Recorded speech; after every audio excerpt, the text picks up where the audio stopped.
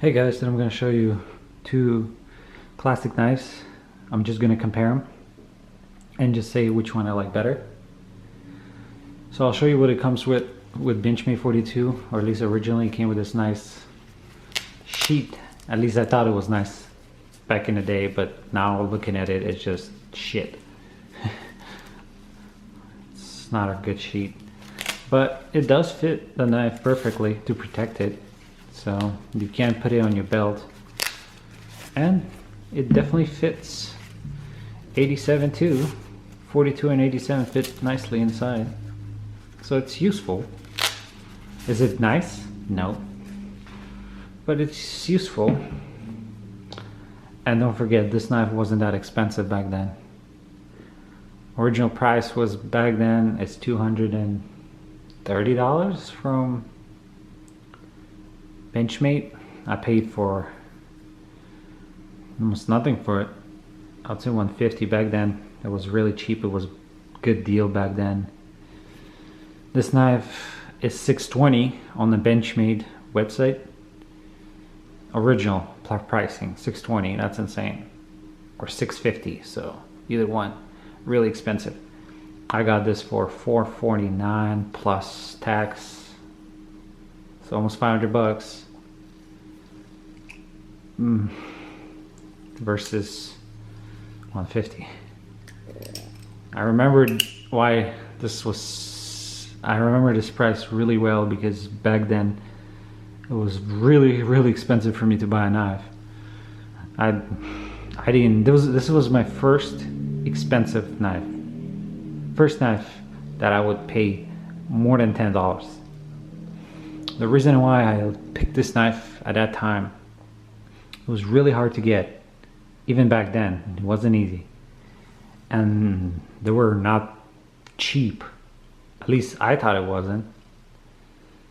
And back then, I believed all knives are created equal. And I thought, why would a knife cost $150 or $200, $300? Versus I can buy a knife for 20 bucks, it's going to be the same thing, but it's not. 154 CN blade back in 2007 was still pretty badass. I thought it was a really nice steel, and titanium handles. I don't think I've seen any knife at that time with titanium handles. I believe I got it in 07 or 08, either one. But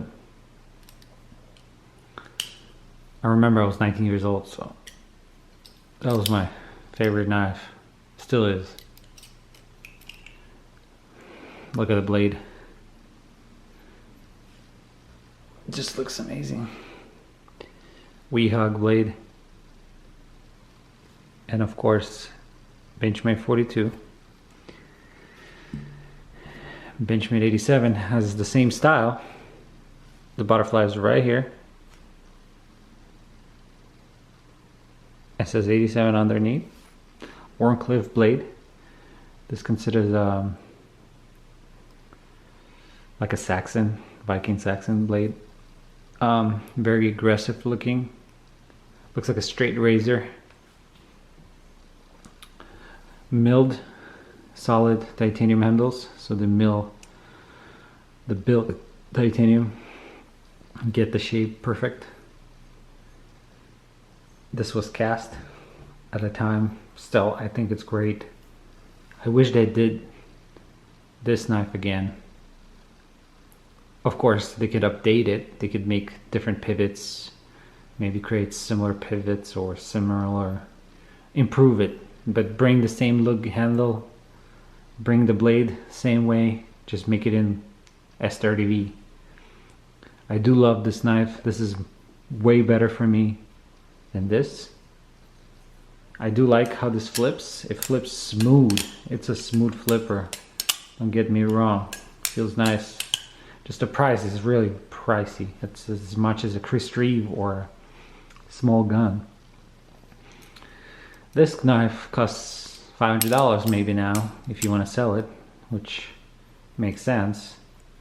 And this knife was never really priced well, I would say. It was undervalued, that's for sure, even back then. This knife is overvalued because I know how much hours goes into making this, and I know how much time comes into just make a knife, but really $500, almost $600 for this. If you can buy it from Benchmade, $600. If you find somewhere else a good deal, you can get it cheaper. This is discontinued, that's why it costed me less. That's why I decided to jump on it, because I wanted to get a new generation, updated version of a 42. I guess this is that in our time. So I hope they just bring this knife back with improved versions, like magnetic latch maybe, with different pivots, same style handle, but milled titanium, so you can do the same thing, just milled titanium, and of course S30V blade. But this knife, just amazing. Amazing knife. I can't say it's bad, it's just pretty good.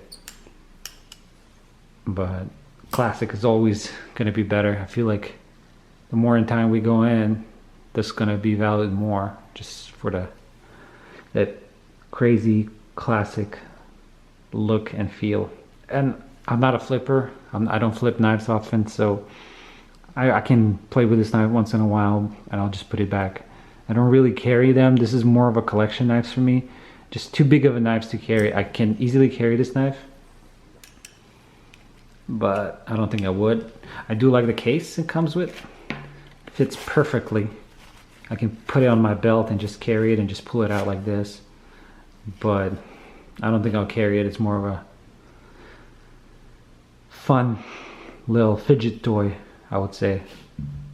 This knife does fit in this case. I just need to use these straps as an extra tension, and it fits nicely. Looks good. I do like this case. I don't know why people hate it. It's just a nice little thing. Magnetic latch, spring latch. Magnetic latch is okay, I guess. I had an issue with it in the beginning. It wasn't deploying. I don't know why, but then it started deploying. Spring latch, I never had an issue. Not even first day I bought it, but a lot of people say eventually the spring will wear out. Mine does look good still. Let's see if you guys can focus. It's still good. I barely use this knife. Of course, there's a little bit more play on this handles, but you can tie these screws, so you won't have that issue.